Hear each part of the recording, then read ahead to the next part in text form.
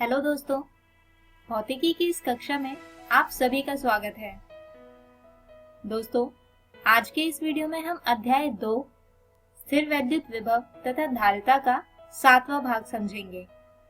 आज के इस वीडियो में हम समझेंगे संधारित्रों के संयोजन को, जो मुख्यतः दो प्रकार के होते हैं, श्रेणीक्रम संयोजन तथा पार्श्वक्रम संयोजन, जिन्हें हम इस वीडियो में एक एक कर समझेंगे और प्राप्त करेंगे कि ऐसे संयोजन की कुल धारिता कितनी होती है। तो आइए शुरू करते हैं संधारित्रों के संयोजन को। इसमें सबसे पहले हम बात करेंगे श्रेणीक्रम संयोजन की और उसके बाद पार्श्वक्रम संयोजन की। तो दोस्तों, श्रेणीक्रम संयोजन में संधारित्र एक दूसरे के दाएं बाएं में जुड़े रहते हैं। अब जैसा कि आप यहाँ इस चित्र में भी देख सकते हैं कि ये तीनों ही संधारित्र आपस में दाएं बाएं में जुड़े हैं, जिसकी वजह से संधारित्र का ऋणात्मक सिरा दूसरे संधारित्र के धनात्मक सिरे से जुड़ा हुआ है। यहाँ पर इन तीनों ही संधारित्रों की धारिता क्रमशः C1, C2 तथा C3 है, जबकि इनकी वजह से बनने वाला विभवांतर V1, V2 तथा V3 है। दोस्तों, इस तरह के संयोजन में सभी संधारित्र पर एक समान आवेश उत्पन्न होता है, जिसे यहाँ Q से दर्शाया गया है। तो इस परिपथ में कुल विभवांतर V प्रत्येक संधारित्र के विभवांतर का योग होगा, यानी V बराबर V1 जमा V2 जमा V3। अब जैसा कि हम जानते हैं कि V1 होता है Q बटे C1, ठीक इसी तरह V2 होगा Q बटे C2 तथा V3 होगा Q बटे C3। तो कुल विभवांतर V को लिखा जा सकता है V बराबर Q बटे C1 जमा Q बटे C2 जमा Q बटे C3।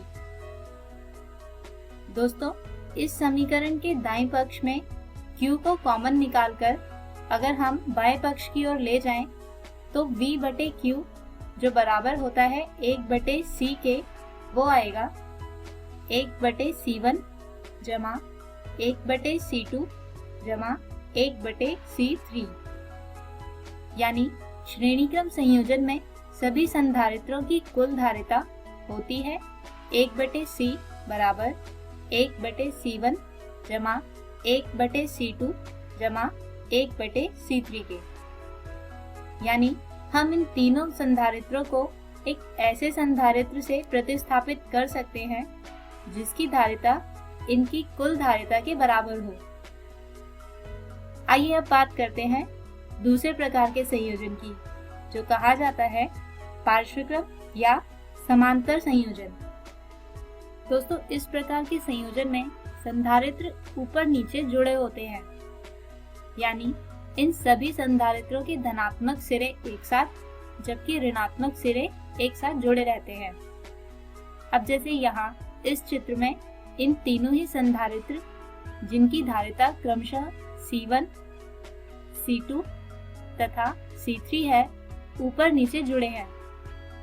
इसके अलावा इस प्रकार के संयोजन में किसी एक संधारित्र के लिए विभवांतर का मान वही होता है जो इस पूरे परिपथ के लिए है, और इस विभवांतर को बनाए रखने के लिए हर एक संधारित्र ठीक उसी प्रकार से आवेशित भी होता रहता है। यानी इस परिस्थिति में जो चीज बदलती है वो है आवेश। यानी इस परिपथ में कुल आवेश प्रत्येक संधारित्र पर मौजूद आवेशों का योग होगा। यानी हम लिख सकते हैं कि कुल आवेश Q बराबर होगा Q1 जमा Q2 जमा Q3 के।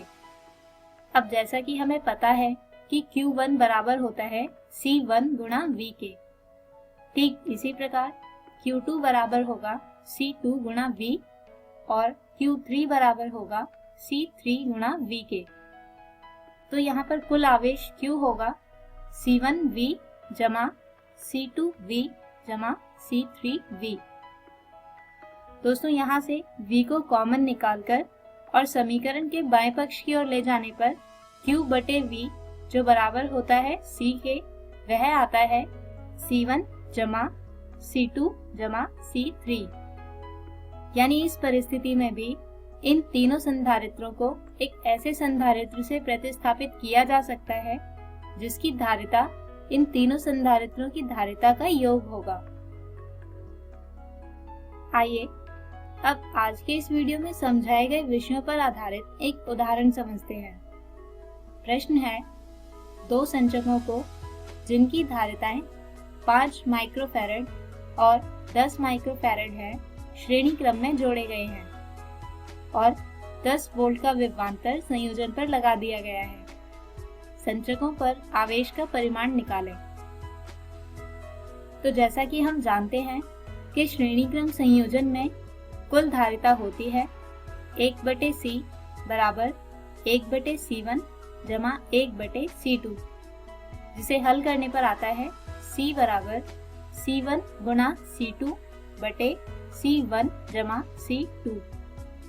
और दोस्तों, जैसा कि हमें प्रश्न में दिया गया है कि C1 बराबर है 5 माइक्रोफैरड, C2 बराबर है 10 माइक्रोफैरड और V बराबर है 10 वोल्ट के। तो इन सभी राशियों का मान समीकरण में पुट करने पर तथा इसे हल करने पर धारिता C आएगी 3.33 माइक्रोफैरड। अब जैसा कि हम जानते हैं कि श्रेणी क्रम संयोजन में प्रत्येक संधारित्र पर उपस्थित आवेश बराबर होता है, यानी यहाँ पर Q आएगा C गुणा V। अब फिर से हम यहाँ पर C तथा V का मान रखें तथा इसे हल करें तो Q आता है 33.3 माइक्रो कूलम। तो हम उम्मीद करते हैं कि आपको आज का ये वीडियो समझ आया होगा।